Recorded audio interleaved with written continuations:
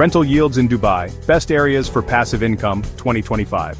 Let's say you own an apartment in Dubai. Now imagine this. Every month while you're asleep, that apartment pays you. No chasing clients, no trading hours for income, just steady, passive rental yield. The kind of income that builds freedom. But not all rental properties are created equal, and in 2025 the stakes are higher. As new developments flood the market and buyer demand grows, some areas will thrive, while others may quietly underperform. So how do you choose the right community? Where do smart investors look for cash flow, not just curb appeal? In this video, we break down the top areas in Dubai for rental yields, backed by numbers, market trends, and future outlooks.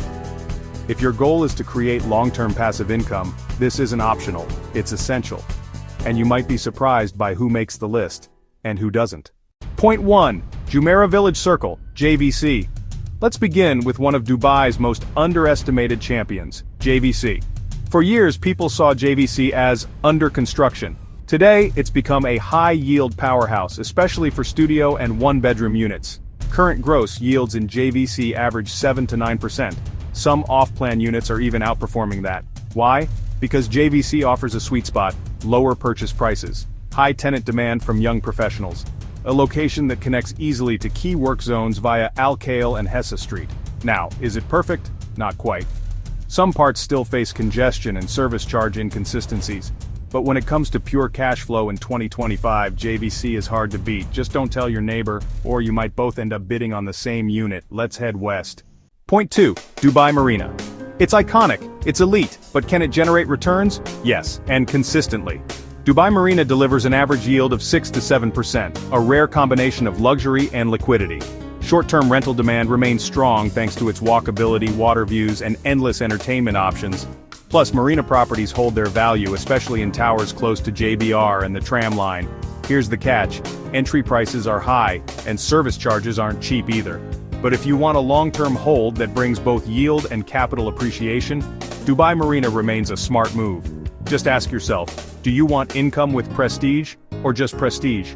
But what if I told you there's a rising zone with newer buildings, lower prices, and higher returns, and no one's talking about it yet? Point 3. Arjan is quietly becoming a magnet for passive income investors.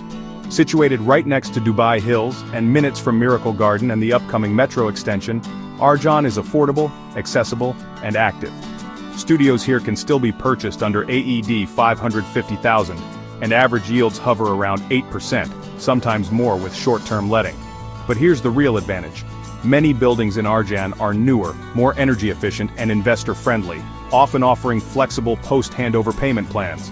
Of course, there's risk. Too much supply could flatten appreciation potential, and some developments lack brand equity.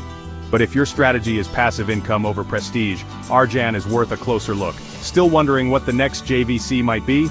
Well, how about a place that was once dismissed, but now it's got airports, expo legacy, and investor attention? Point 4. Dubai South, the pulse and expo city. Dubai South used to be called Too Far Out. Now it's being called the next big thing. Why? Expo City is rebranding as a long-term economic zone. Al Maktoum Airport expansion is accelerating, government investment is pouring into logistics, trade, and smart mobility sectors.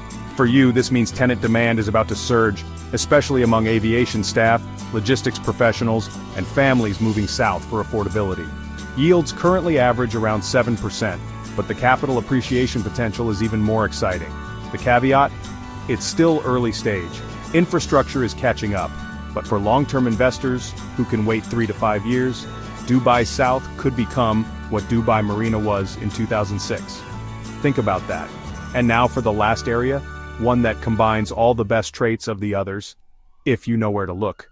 Point 5. Business Bay, Selective Towers. Yes, you heard right, Business Bay. While most investors think expensive or overbuilt, savvy buyers know that certain towers in Business Bay offer 6 to 8% returns, especially for one-bedroom apartments. The trick is knowing where to buy. Focus on close proximity to Bay Square, Dubai Canal, and downtown. Newer towers with hotel-grade amenities.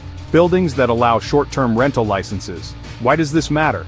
Because Business Bay has both executive tenants and tourist traffic. It sits between Dubai's two most premium zones, downtown and the financial district.